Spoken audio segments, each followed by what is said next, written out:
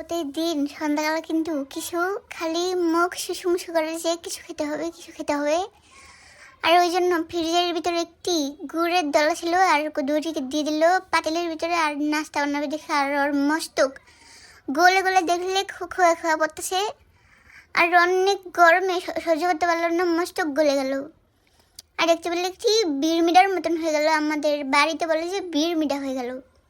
আর ওটির ভিতরে কদু এখন দুধ মিশিয়ে দিল আর একটি গোটা দিল যে মিক্স হয়ে গেল মতন। আবার দেখলে যে উতরান দিয়ে দিল আর বোমার মতন ফুটে গেল দেখতে পেলে। আর এখন দিল লবণ, না এটি হলো সুজি দিয়েছে। আর সুজি দিয়ে আবার একটি গোটা মেরেছে, লাড়ালাড়ি করে দিতে হবে, না হলে কিন্তু দলা দলা চাঙ্গা চাঙ্গা হয়ে যাবে।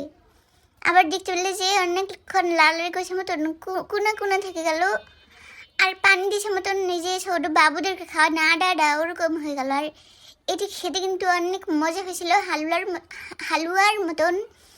আর আমি বলি যে চলো এভাবেই খেয়ে ফেলি, কত বলে না পিঠা বানাতে হবে, এভাবে খেলে হবে না। আর আবার আটা গুলতে চলে গেল, চাউলের গুঁড়ি দিল, আটা দিল, লবণ দিল মতন একটি এমন হয়ে গেল দেখতে পেলে। আর পাতিলের গায়ে তেল মেখে দিল আর তেলের উপরে বেশি বোম ফুটেছে জানি হুন্ডা স্টার্ট দিয়েছে। আর দেখা যায় পাতিলের মাথা ঘুরে গেল এমনভাবে ঘুরাতে ঘুরাতে একটি রুটির মতন লাগলো। কিন্তু বন্ধুরা ওর এক পাল্টা চামড়া কিন্তু পাতিলের গায়ে লেগে থাকলো। আর এখন দেখতে পেলে ওর গায়ের উপরে এখন ওই যে আটা বানিয়েছে না ওটি দিল আর কুল বালিশের মতন বাস করে করে একটি পিঠা বানিয়ে দিল। আর চামড়ার নিচে থেকে গেল না, ওই জন্য দোয়ামুশি করে দিল, থাক কেঁদো না। আর এভাবে একটি প্রথম পিঠা হয়ে গেল। আর রুটি তুলে নিল, আবার ওরকম করে তেল মেখে দিল। আর গড়ে অনেক মশা চলে গেছে।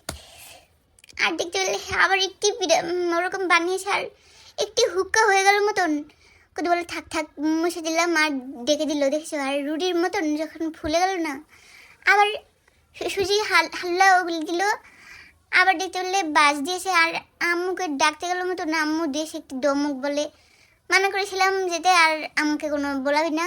আর আমরা পরে পিঠা খেয়ে নিয়েছি।